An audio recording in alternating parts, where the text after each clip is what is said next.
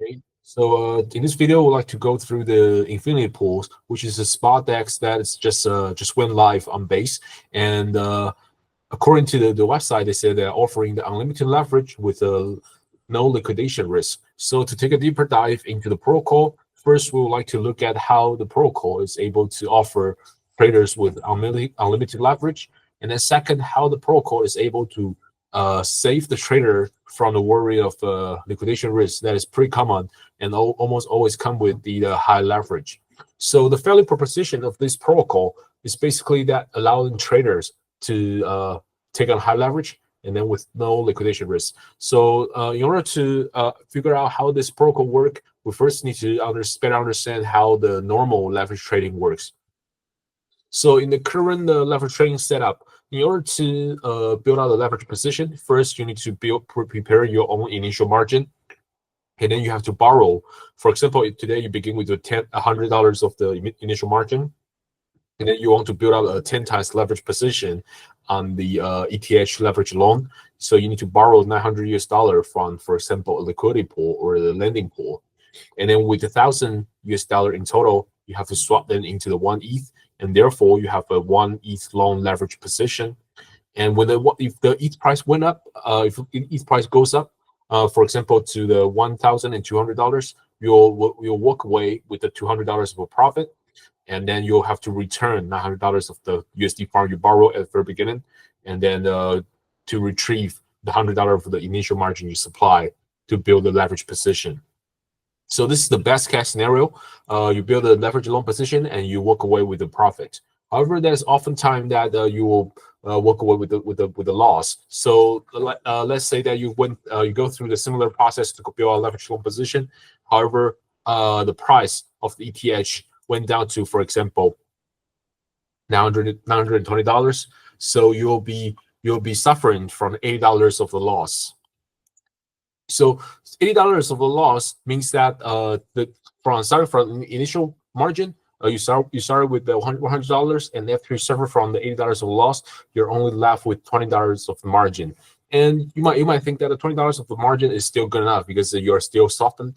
However, quite often, because for example, in the central limit order book or in the liquidity pool, for those traditional normal decentralized exchanges, because they oftentimes they are not so efficient in liquidating your margin so as to pay back the lender before your overall position goes insolvent, and therefore leave the protocol with a back debt. So they are forced to leave. They are forced to first limit the maximum leverage you can build your position with, because if you goes with the very high level of leverage, for example, 1,000 or even the 100 or 1,000 times leverage, the profit and loss will be significantly amplified in terms of your initial margin. So it is quite often that the protocol might not have enough time to get the liquidators involved to liquidate all of your position, and therefore to pay back your debt, and then pay back the lenders, and then let you walk away with the remainder of the margin. So the common thing that the exchange do is that they have to limit the maximum amount of leverage you can use. And then they also have to limit the asset available for you to build your leverage long position or leverage short position, because they also need to take the liquidity into account. So for those tiny altcoins or tiny shit coins, tiny meme coins, the level of leverage you can build your position with tend to be smaller than the major pairs, for example, BTC, ETH, or Solana, because the liquidity is just too poor that in the radical market situation, the slippage is just too crazy for the exchange to manage. So they have to limit the asset available for trading so as to protect the benefit of the lenders and also the protocols, so they don't have to walk away with the back debt, and they probably have to cover from their own treasury. And lastly, they have to impose liquidation penalties for two reasons. First is to discourage users from building out crazy level of high leverage, so as to save the protocol from any risk of a bad debt, and also save the lenders from any risk of not getting their money back. And on the other hand, they also have to set a liquidation penalty and then use it to pay the liquidators. They need to incentivize so that the liquidators will step in. to liquidate your whole position and then to pay back the lenders in time and to save the protocol from any bad debt. So these all 3 points are necessary because the current markets from the infinity pool's point of view, current market setup where you have to borrow from the lending pool to build leverage loan position, and then when you hit the liquidation buffer or liquidation threshold, you have to liquidate all of your position. And oftentimes, when you have to liquidate all your position is when the market is going down overall, and then you have to suffer from the high slippage. And then you're not just you're not alone suffering from a loss. Actually, the whole protocol and lenders is kind of at risk. So Infinity Pool believe that this is somewhat an efficient market setup, and they want to solve this kind of problem, and then to introduce a new mechanism to let the users able to build leverage loan unlimited level of the leverage loan position with no liquidation risk. However, still let the lenders in the protocol being somewhat immune from risk of a bad debt. So what they're doing is that they allow the leverage traders, in addition to borrow the liquidity from the lending pool, for example, to borrow a stable coin to go leverage loan, or to borrow the crypto asset to go leverage loan. They want to let the users to borrow liquidity from the concentrated AMM pools. So the reason why Infinity pools like to let the user to borrow from AMM pools, concentrated liquidity AMM pools instead of the normal lending pools, because for AMM pools, when you supply liquidity into AMM pools, liquidity provider basically are basically playing the limit orders at different price range. For example, if the current ETH to USDC price is at 1,000, so 1,000 one ETH is equivalent to 1,000 USDC. And if I supply liquidity to the specific price point in $900, it means that at this moment of time when the price is for one ETH is 1,000 USDC, and I supply to the 900 USDC per ETH liquidity, it means I have to supply 100% 100% in USDC, and I supply all of my liquidity in USDC here, and then put it as a liquidity. So when the price of the ETH to USDC goes downward a bit to the $900, it means that the traders from outside of the liquidity pool will start to sell their ETH into this pool. And for me, I'll be the taker as the counterparty, and I'll be taking their ETH. In exchange, I'll paying them USDC. So in that sense, I'm me as a liquidity provider, supply liquidity, and $900 is essentially the same as I'm placing the limit order to buy ETH at $900. So that is the how liquidity provider in such concentrated AMM liquidity pool is work from the Infinity's point of view. So if we combine this with the leverage traders demand, Liquidity pool surprisingly finds that it can actually satisfy both the liquidity provider's demand to place the limit order while earning LP fee, also satisfying the leverage loan traders' demand to borrow liquidity to go leverage loan while have no limit on the level of leverage they can use well, and also no need to worry about the liquidation. So this is how it works.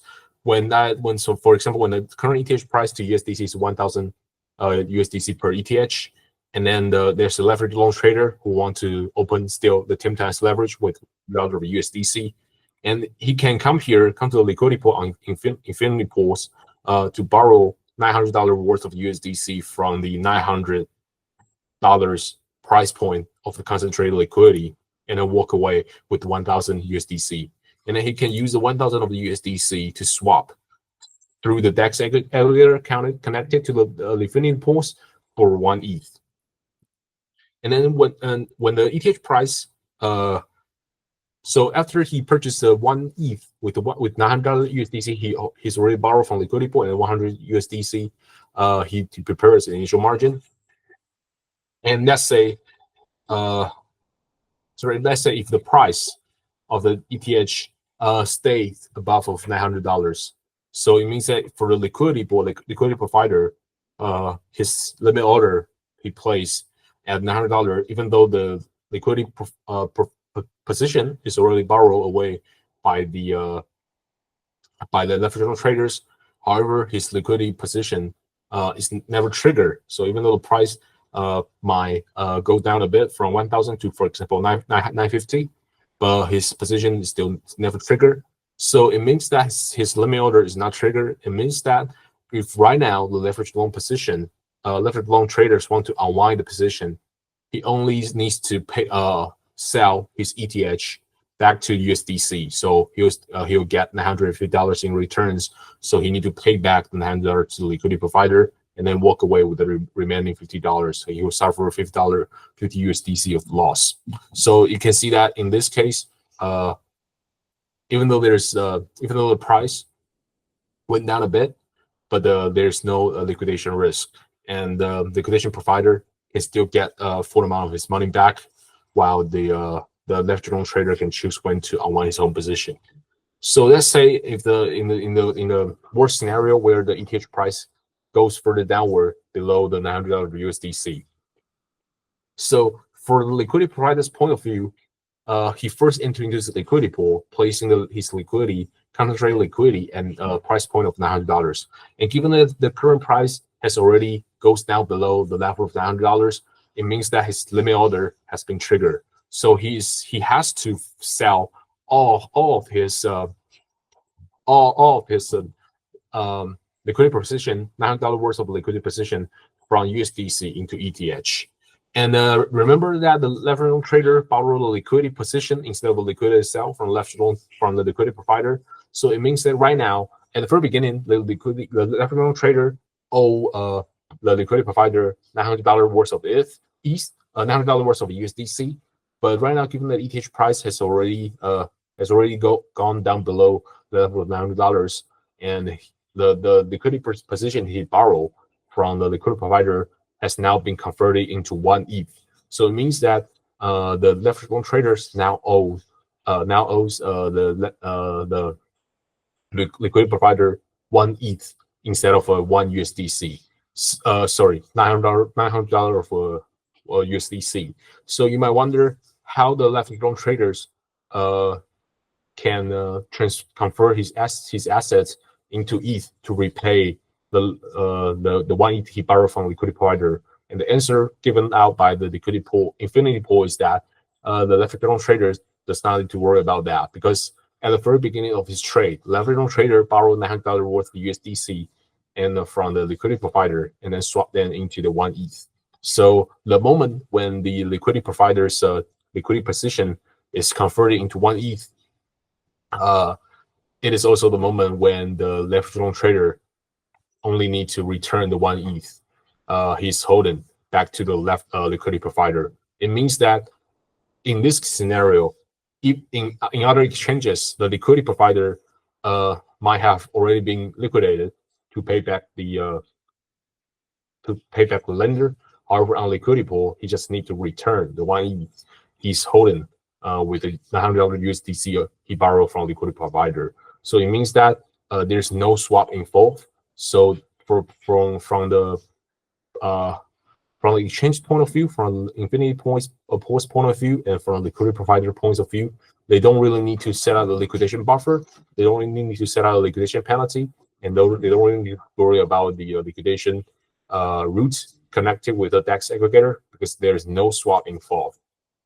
So given that the exchanges and the exchange with infinity pool and the liquidity provider don't need to worry about these kind of issues, so there is also no need for them to set up the maximum limit of the leverage a leveraged loan trader can open his trade with. And also there is no point for the infinity pool to limit the pairs of assets that can be traded with by the leveraged loan trader with a high level of leverage.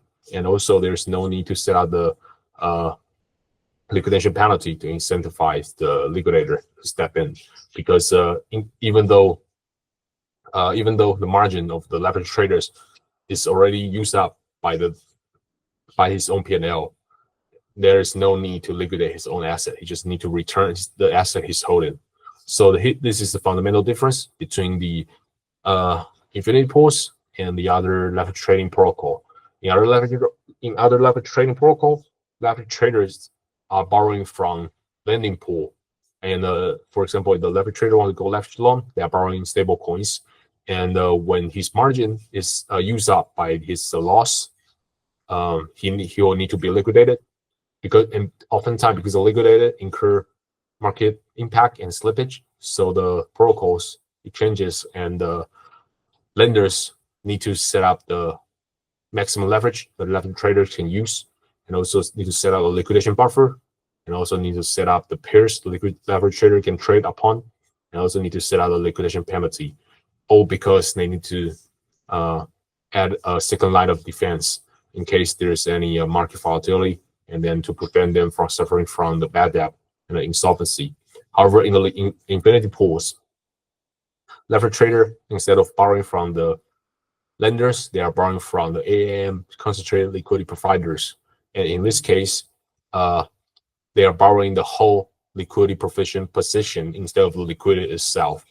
So when even though, for example, for leverage trader, he borrow the $900 worth of $900 USDC with $100 of USDC to go the 10 times leverage loan ETH position when the ETH price is at $1,000. And even though the price goes down from $1,000 to $900, in this scenario, the traders might have been liquidated in other normal exchanges. However, on infinity pools, because the traders are borrowing from the liquidity provider in the form of concentrated liquidity, so the concentrated liquidity that is borrowed by leverage trader itself is also transformed into from $900 worth of USDC into 1 ETH when the ETH price goes down from 1,000 to 900. So the traders, even though his margin has already been used up, because when the ETH price go down from 1,000 to 900, the traders overall position suffer $100 worth of loss, which is exactly the same as his initial margin. He does not need to liquidate his ETH position, which now worth $900 into USDC to pay back the liquidity provider who lend the liquidity position to the leverage traders. He just need to return the liquidity position, which is now 1 ETH, to the liquidity provider, so as to settle the obligation, right, and obligation on both sides. And no swap, no liquidation is involved, and therefore that's the reason why infinity pools as a leverage spot DEX, no need to set up any leverage limit, and also no need to limit the pairs the leverage trader can trade with, and also no need to introduce any liquidation penalty, because there's no liquidation involved and no need to incentivize any liquidator to step in. So that is how infinity pools work, and that is also the reason why infinity pools is able to deliver unlimited leverage with no liquidation for the liquidation traders.